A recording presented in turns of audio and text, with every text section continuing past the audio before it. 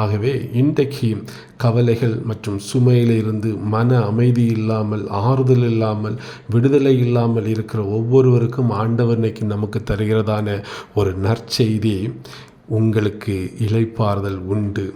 இந்த உலகத்திலே வாழ்கிற பொழுது நம் ஆத்மாவுக்கு தேவையான இந்த இளைப்பாறுதலை இப்படிப்பட்ட சூழலிலே கவலைகளிலும் கஷ்டங்களிலும் ஆறுதலில் இல்லாமல், விடுதலை இல்லாமல் இருக்கிற ஒவ்வொருவருக்கும் ஆண்டவர் சொல்கிறது என்னென்னா, நீங்கள் என்னிடத்தில் வாருங்கள், என்னிடத்தில் கற்றுக்கொள்ளுங்கள், நான் உங்களுக்கு இளைப்பாறுதல் தருவேன் என்று ஆண்டவர் சொல்லுகிறார். அதே போல் யாத்திராகமத்தில் நான் உனக்கு இளைப்பாறுதல் தருவேன் என்று வாக்குத்தத்தமாக ஆண்டவர் கூறுகிறார்.